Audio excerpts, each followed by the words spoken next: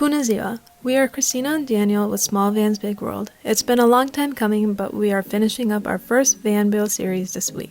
As seen previously before, we got the walls and ceiling installed. In this video, we will be installing the lower and upper cabinets along with the kitchen. Let's dive in to take a closer look.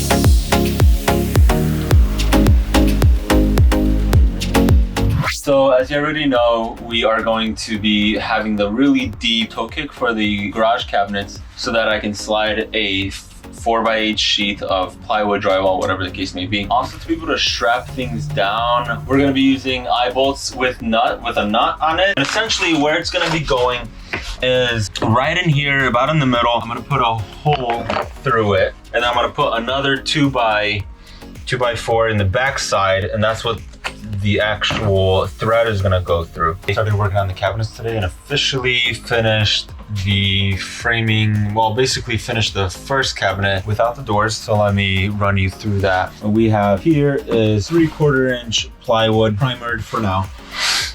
And basically these three pieces, 1, 2, and 3, are making up a 27-inch cabinet and then a 24-inch cabinet. This is essentially functioning as a structure holding up the cabinet. So this is 3/4 inch. It's all the way down to the ground, resting on the ground. Have the big toe kick that we talked about for the sheath of drywall or plywood or anything you need to carry in the future. So that'll have enough room to be able to slide all the way up in there. And then still leaves a lot of room for inside the cabinet. Again, here's from this side. So we have the 3/4 inch pieces. There's a 3/4 inch on the horizontal butted into here. This runs underneath this one. So this is a full solid piece all the way through. It's notched around the wheel well. And then in the back, I have just a 1/4 inch piece of plywood because I plan on putting some L brackets right here that's gonna tie me into the framing that I have for the van. So essentially this is it for the back. So then we're gonna have 2 doors right here, 2 doors right here. I use some nicer 1x select pine to create the frame for the doors, and this is quite literally it. I can actually pick this up on my own, maximum 30 pounds. It's really, really light. It's just a little large, so you can't handle it on your own, but it's very, very lightweight for the size.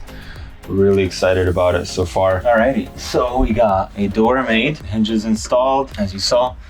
So the way I got the dimensions of the door was to measure the overlay that is going to be over here and also the overlay over here. Got that total dimension and then divided it in half. And then that's how I get my total width for each of the doors. And then I want to have about a 1/2 inch gap here and then a 1/2 inch at the bottom. So then I'm subtracting an inch from this total height. Now to install the door, the way to line it up on the cabinet is I'm going to use a little bit of a little blocking to be able to keep the door up as I screw it in. So I'm going to measure 1/2 inch here, and then I'm going to clamp this block right there so that it holds up the door as I screw it in, and then I don't have to worry about trying to align it at the same time. Now I'm going to set the door on this so that I can screw it into place. So now I can just set this door just like that on that blocking, and that keeps my door at the height that I want it.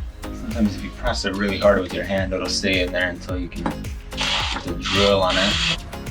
All right.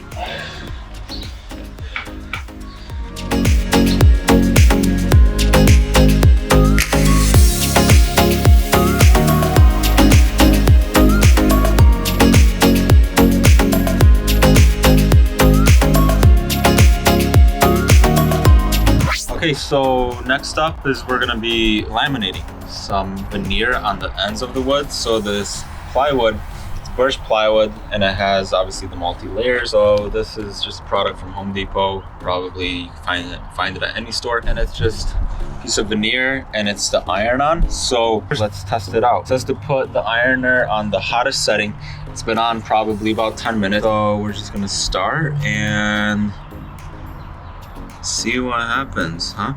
I'll let it get pretty nice and hot. I'm not sure how long, but as long as nothing is burning, I think we might be fine. Ooh, I can actually see the glue melting. You can see a little bit of the glue coming out. So that's a good sign. That means it's melting. And it's already pretty nice. Let's get this side one more time. And I think we'll call it. So the next part is gonna be this edge trim. It has 2 blades built into the side. Let's see how this works.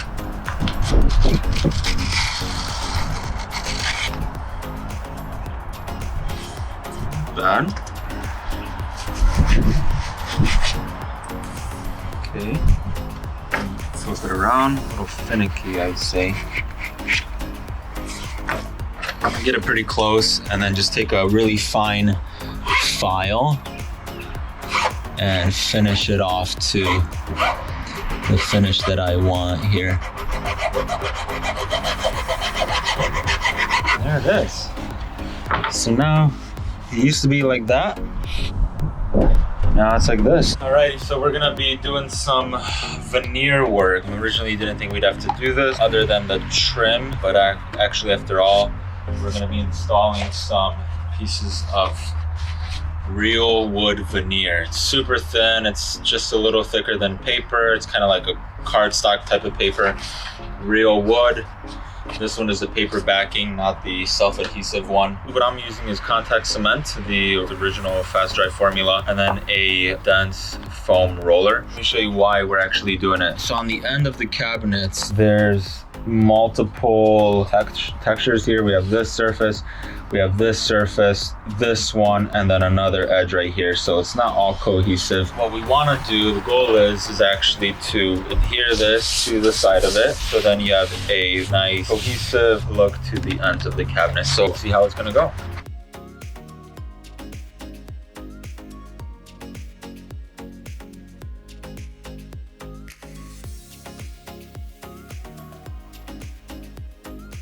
The upper cabinets are in. These were birch plywood and birch wood, and got varnished with some water-based varnish. This is actually a satin finish, so it feels really nice. Everything is nice and painted so far. Looking really good. And now we gotta get back to the kitchen.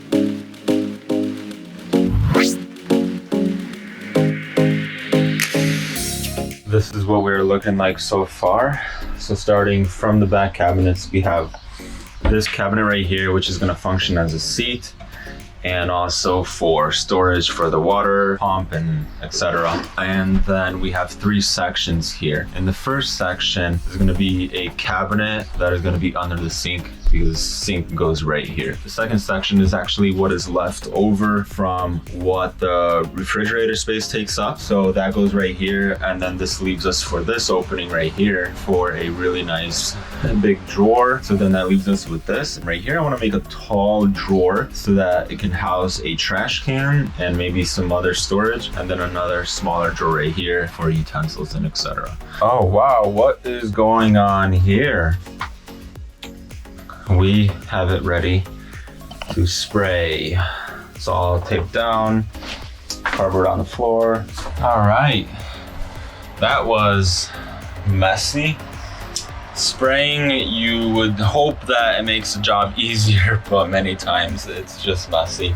Getting a sprayer is something that you need to like really get used to and take some skill. It's not as easy as most people would wish for, right? But this is what we're looking like now. Really good. I was able to spray it. I'm not gonna lie, I did go over some of this with a foam roller just because I didn't like the texture that was coming out. But yeah, now we can start to take this off. Let's get it out of here, huh? Alrighty, working on the countertop right now. I just wanted to show you how that is getting made. The overall thickness is gonna be 1.5, so it's gonna be a really nice reveal, thick reveal. So the countertop is gonna look really nice and thick.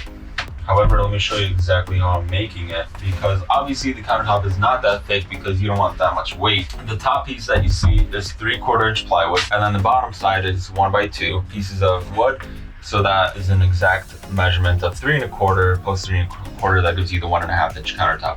So I put these pieces on the end, and then also these pieces right here above the other supports of the countertop set. When that rests back here, really nice. It's very strong, but it's also very lightweight. It's probably, I don't know, 10 pounds. We're gonna put the laminate on top, and next time you see it, it should be almost done. Okay, let me show you guys how this countertop is coming along. We got the sink cut out. This guy is gonna go right in here. So as you saw, I used a router and just a straight bit to get the cut made. And then we have one center hole for the sink faucet, one for the soap dispenser, and then one for the drinking water dispenser. It'll look very nice once it's done. I'm gonna build a door right now. This door is gonna be very unique. It's gonna be really tall, narrow, deep. It's actually gonna be housing our trash can or something. So these are the 4 pieces that I made. 2 of these big ones, and then 2 of these. And essentially they're all gonna go together just like this and like this. Okay, you get the idea. And then what I did is cut about 1/4 inch deep groove and actually used a table saw at 2 different positions. I set the table saw to there, and then I moved the guide over to get this thickness so that we can fit the 1/4 inch plywood in there. So this is gonna be the base, and then all the pieces have that groove and they're all gonna go together. Finishing up these drawers. I put the drawer into the slides without the face. Basically put the face on it. Once the drawer was in the cabinet, I put the face on it. Marked it back here where I wanted the face of it. Put a couple screws in there. We're gonna go test it out, see how it looks. Let's see if I got the alignment right. Ooh, not bad. Nice. This looks so good. And this you did yesterday? Yeah, got that in there. Oh, look it, guys. Honey for sale, $22.